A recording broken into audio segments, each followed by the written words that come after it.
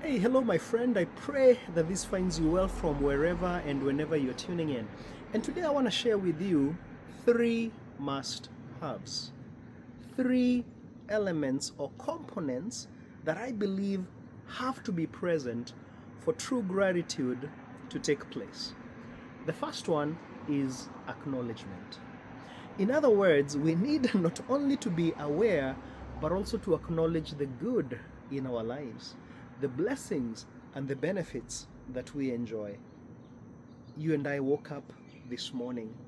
We can breathe, and as much of it as we want at no cost. You can see, you can hear, you can feel, you can touch. If you can see me, that means you have a device. That means it has network. That means you have service. We all have blessings, benefits that we can, number one, acknowledge in our lives. Number two is recognize. And by that I mean recognizing the source of the said benefits, blessings, and goodness. Now, the last I checked, none of us manufactures our own oxygen. None of us woke ourselves up this morning. None of us is solely responsible for all the knowledge and the education that we have in our lives to date. Someone outside of us, whether that's a human being or something, or maybe a higher being that I choose to believe is God, is at some level responsible for the benefits that we have. So, number one, acknowledge the good. Number two, recognize the source. Number three, and which I believe is a key component that lacks in most of our lives to bring gratitude full circle, and it's this: response. Now, this came to me as I was reflecting on the story in the Bible of the 10 lepers that came to Jesus and Jesus healed them. And the story reports that only one out of the 10 lepers came back to say thank you. Now, it could be argued that all 10 acknowledged the good. I mean, they were in one moment leprous, in another one they were healed. They noticed the good. It could also be argued that all 10 recognized the source. It was not until they ran into Jesus that they were healed. But it's only one that responded. And to him was credited gratitude. And you know what it is that I find interesting? To the one that responded, that came back, that showed reciprocity, Jesus told him, "Your faith has made you whole." And that gave me another light bulb moment. There's a difference between healing and wholeness.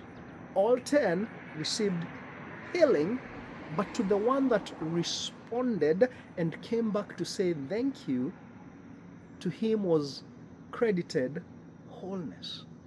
There is a wholeness that happens when you and I acknowledge the good in our lives, recognize the source, and then respond one way or another to show our gratitude.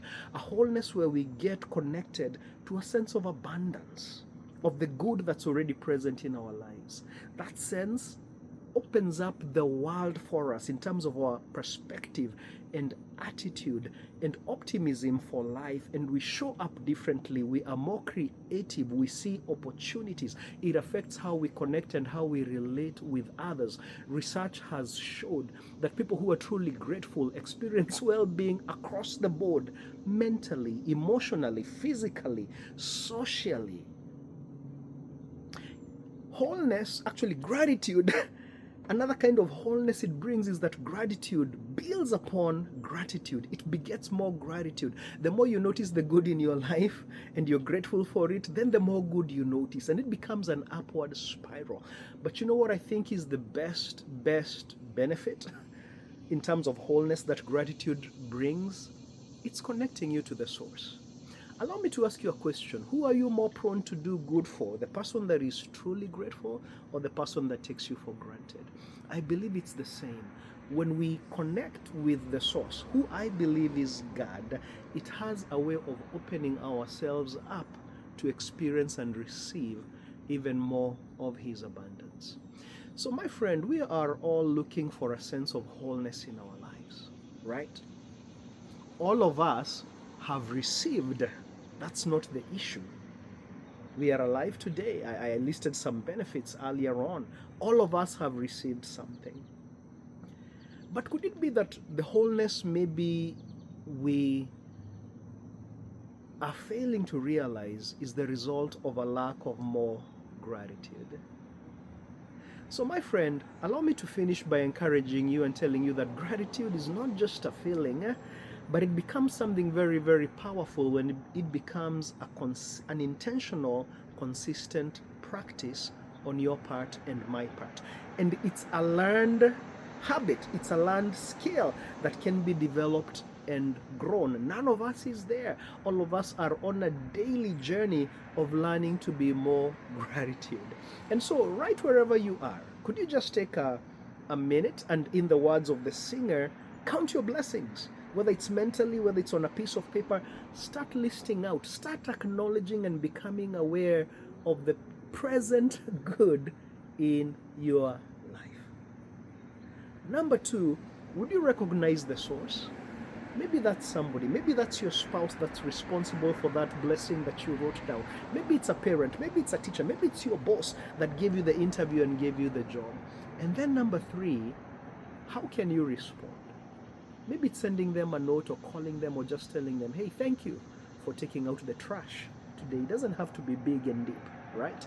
Maybe it's doing an act of reciprocity, doing something else, maybe as an act of kindness towards somebody who has given you a blessing. Listen, gratitude does not just stop at the feeling and recognition. It comes full circle when you respond. And I promise you, my friend, if you will make gratitude an intentional practice every day, as often as you can, for as many things as you can, across as many facets of your life as you can, involving as many people as you can, I promise you, my friend, you will start experiencing the abundance and the wholeness that this one soul practice can bring. Until next time, my friend, stay grateful. And hey, listen, I'm grateful for you tuning in and supporting what I do. Blessings to you. Bye-bye.